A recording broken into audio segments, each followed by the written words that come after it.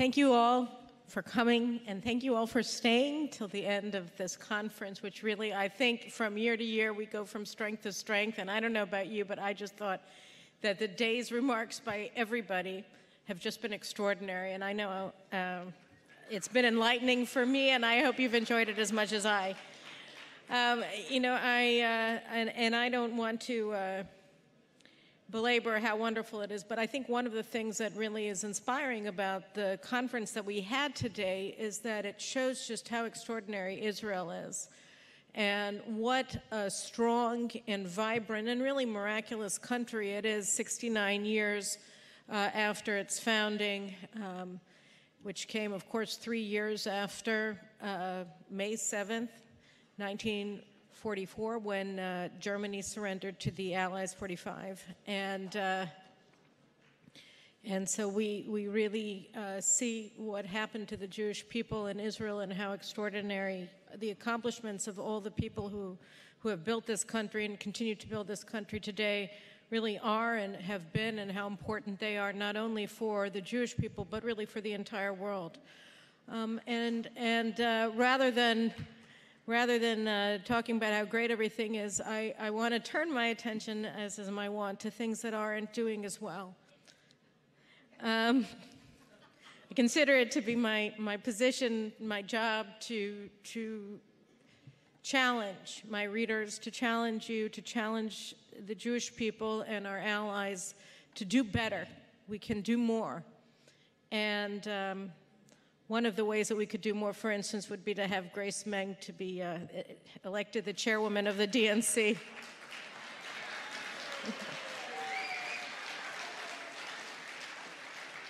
And really what's so extraordinary about her is what an extraordinary friend she is to the Jewish people here in New York City and to the Jewish people in the United States and in Israel, and we really have to admire her for that. And we have to stand with her for that, just as we have to stand with all of our friends here in the United States and around the world, and we have to challenge and confront and oppose our enemies here in the United States and throughout the world. And I fear that today in the Jewish community in the United States there is an alarming unwillingness to do both of those things. And to just focus my remarks for a second, I just want to start by saying I'm going to be talking about two people in particular. One is a woman named Linda Sarsour, and the other one is a gentleman that you met this morning named Sebastian Gorka, because I think that in their twin stories, we really do see the central challenge that's facing specifically the American Jewish community today. And I think that I would be irresponsible if I let this conference go without mentioning this very central challenge to the vibrancy and well-being in many ways of this community and the freedom of this community that I grew up in, that my family are members of. So here, I think it's one of the things that I want to say is that one of the previous speakers mentioned that Zambish had said, one of the veterans of the Six-Day War and the liberators of Jerusalem, said that we weren't responding to the Jordan Legion, we were responding in 1967 to Titus. One of the things that we don't know, and I only just learned and I was shocked to find out, is that General Titus's chief of staff was an apostate Jew. His father was the chief rabbi of Alexandria. I forgot his name. And I think that it's important for us to recognize that sometimes we do see Jews playing, or Jews by birth playing, very destructive roles for the Jewish community. We saw it throughout the Middle Ages, certainly in Europe. And today we have a situation in the Democratic Party where, to the side of extraordinary friends of the Jewish people like Congresswoman Grace Meng, we have a rising star by the name of Linda Sarsour. Linda Sarsour was extolled by President Obama as a change maker, I think he called her. She was listed as one of the most influential people by Time magazine last year. She was the head of the Women's March that opposed President Trump the day after his inauguration.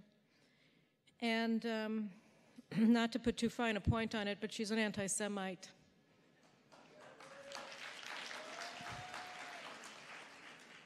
Linda Sarsour has said that there's nothing creepier than Zionism. She said that Zionist women cannot be feminists. She's a major supporter of BDS. She supports Hamas. She's tweeted in favor of Palestinians stoning Israeli cars. And she's going to actually be a commencement speaker at CUNY on June 1st. So when my colleague and friend, Mort Klein from the ZOA, that's right, began to raise holy hell over the fact that she was just bestowed this honor, just as others had, including Mort Klein, raised holy hell about the fact that she was one of the principal organizers of the March of Women on January 21st in Washington, D.C. We found that the hierarchy of the Democratic Party circled the wagons and is backing her, in fact, to the point where recently a vice chairman of the DNC from here in New York City by the name of Michael Blake tweeted a post a couple weeks ago saying that nobody should be challenging Linda Sarsour and that the Democratic Party has to stand by her. She was a superdelegate at the Democratic Convention over the summer. And the distressing thing to me is that while two congressmen have called on CUNY to disinvite Linda Sarsour from speaking at the commencement of CUNY's School of Public Health, the vast majority of the Jewish organizations that are headquartered in this country, in this city, have not. The Anti-Defamation League has been silent on it. The American Jewish Committee has been silent on it. And this is very disturbing to me because it's not a question of just not wanting to be a part of something.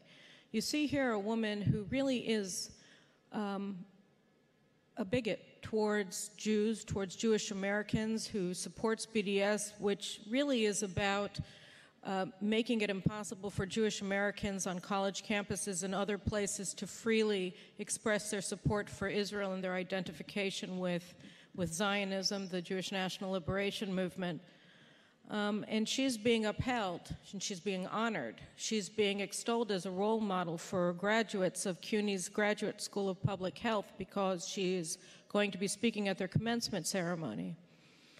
And this is something that simply should be fought, because if she's allowed to rise without a massive outcry from the Jewish community about the direction that things are going in the Democratic Party, we can't be surprised that she and others like her will continue to be empowered in that party. It's the job of the Jewish American community to stand up for itself, to stand up for its freedoms,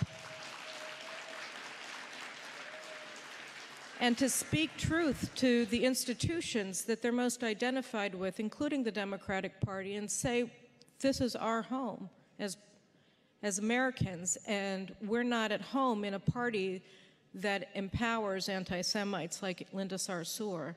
And so it's not a question of simply not wanting to get involved.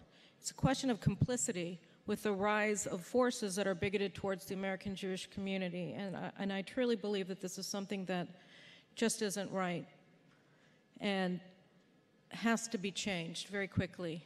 And on the other hand, we have Dr. Gorka, who, aside from the fact that I'm honored and privileged to number him among my personal friends, is a true friend of the Jewish community in the United States and a true friend of Israel in the White House. He's an advocate for a strong U.S.-Israel alliance in the halls of power where he sits. Throughout his career, he has been an outspoken supporter of Israel and defender of Israel against all takers. And yet, he right now is the focus of a very deliberate and slanderous campaign to castigate him as a Nazi. And the worst thing about this horrible, slanderous campaign against this very good and honorable man and true friend of the Jewish people is that it's being conducted by American Jews in the name of fighting anti-Semitism. And I find this deeply distressing. I find it deeply distressing. The other day I went onto the Forward's webpage. I think that they've published something like 39 articles against him in the past several weeks. They're raising money on their campaign against him. Saying the New Yorker says that the Forward is leading the campaign against Sebastian Gorka. Please send $10. This is simply an outrage. It's simply an outrage, and it's Lashon Hara, and it's an embarrassment, and it's demoralizing. It's demoralizing to Israel's friends, of whom Israel has millions and millions, and the Jewish community has millions and millions, tens of millions in the United States, who support Israel, who support and want to protect Jewish freedom in this country, who support a strong American-Israel alliance, and who want to ensure that both countries are safe and prosperous for the long haul. When you see that prestigious, distinguished members of the Jewish community have taken it upon themselves to demonize one of Israel's best friends in Washington today. And again here, my friend and colleague, Mort Klein, is one of the leading and lone members of the public diplomacy, of the public world in the United States that is defending him. You had 51 Democratic congressmen signing a letter to President Trump demanding that he be fired for nothing, for lies. This is something that, again, it challenges the Jewish community. It says to the Jews of the United States, where are your voices? Stand up for our friend. Stand up for our friend. Don't allow people to slander a good and honorable man as a Nazi.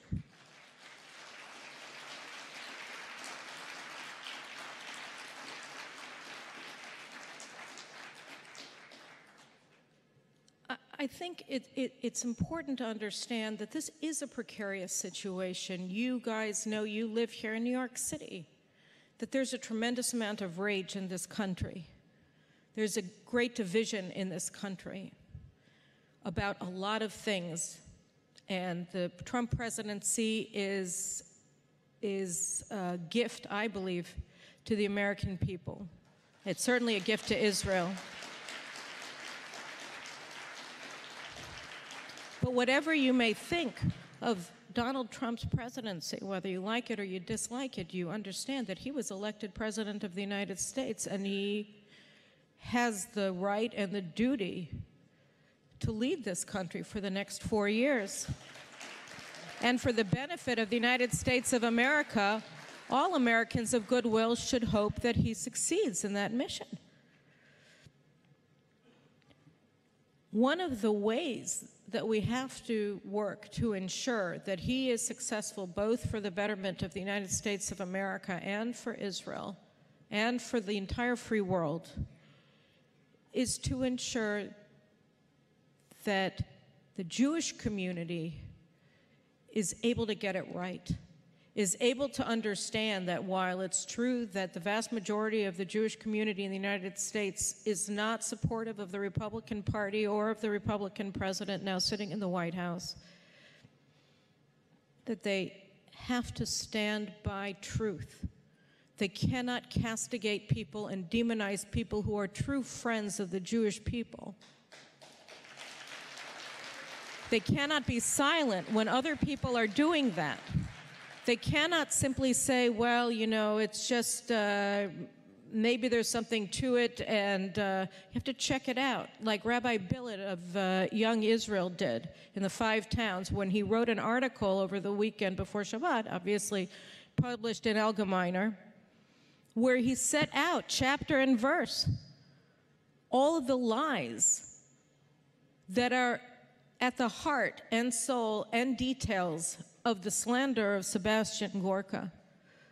You have to be able to look into something and say, how can our community be involved with the slander of this man. It's a horrible thing. It's a horrible thing. And how is it possible that Linda Sarsour is given legitimacy by the second largest party in this two-party country as a champion of human rights and a champion of women's rights when she denies the Jewish people our human rights and our civil rights, when through the BDS movement she wants to silence the voices and deny freedom of speech and expression to Jewish Americans on college campuses throughout this country, when she would want to deny Jewish women the right to call themselves feminists because they support Israel.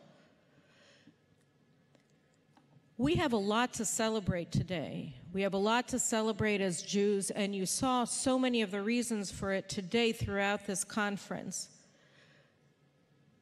There are enormous reasons and sources for optimism going forward tomorrow, next week, next month, and into the years to come, and as we look forward to the future of our children and our grandchildren.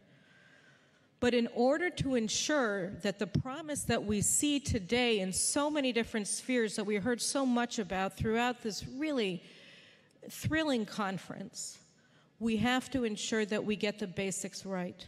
And the basics are this: you have to stand with your friends, and you have to oppose your enemies, because then people will want to be your friends and they won't want to be your enemies. There are enough people out there who are enemies of the Jewish people and who are enemies of the United States. We have to be able to stand united as the Jewish people, the Jewish community of the United States, and the Jewish people in Israel, the largest Jewish community in the world today, and say, we stand for freedom, not only for others, but also for ourselves. And that means that we're going to stand with the people who defend that freedom, and we're going to oppose those that don't. These are the basic things that we need to do on a daily basis to ensure that all the extraordinary things that are happening in the world today, in the Jewish world today, are able to live out their potential, and we can continue to celebrate our luck in being Jews today and into the future. Thank you very, very much. Thank you. Thank you. And thank you for coming. Thank you very much.